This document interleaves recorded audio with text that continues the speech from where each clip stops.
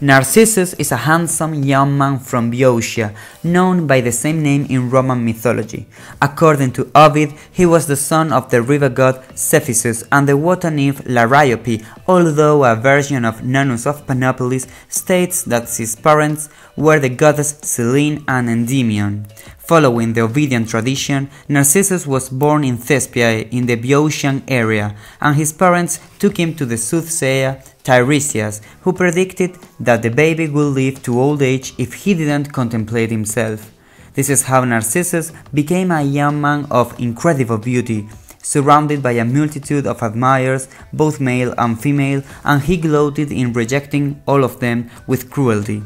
One of his suitors was the nymph Echo, who repeated the last sounds of the sentences that she heard as punishment imposed by the goddess Hera.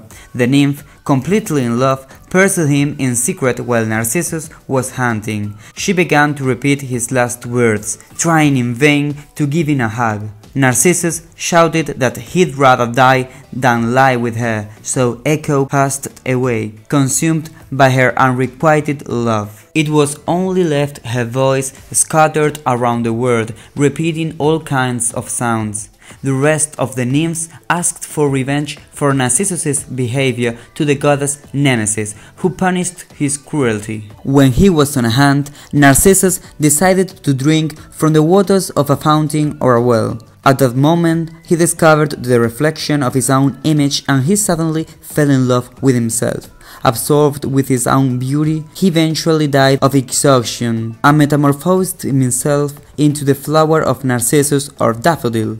Ovid states that the young man continued to contemplate his reflection in the waters of the Styx in Hades. An alternative version reveals that Narcissus sent a sword to another of his stubborn suitors, Aminias, so that he committed suicide for love. The young man did so at Narcissus' door, but he also asked the gods to curse him. Again, Nemesis or Artemis guided the steps of the handsome man to a stream which was as clear as silver and pure since it hadn't been touched by any animal or by the branches of the trees. Frustrated at not being able to fulfill his desire, he would end up drowning or committing suicide by the shore. Out of the grass soaked with his blood, the daffodil flower would sprout. In both versions, the prophecy of Tiresias would be fulfilled. Pausanias, for his part, prefers a rationalized version of the myth in which Narcissus would have a twin sister and they looked very much alike. The young woman died, so Narcissus was completely devastated by the loss. However, when he contemplated his own reflection in a fountain, he could relieve his pain because he came to think that it was his sister who was looking back at him. For this reason, he used to look at himself in pools and wells to comfort himself. However, Pausanias does not relate how Narcissus died. Finally, an ambiguous tradition tells that the young man was born in Euboea, where he was eventually murdered by a man and the homonymous flower would have sprouted from his blood.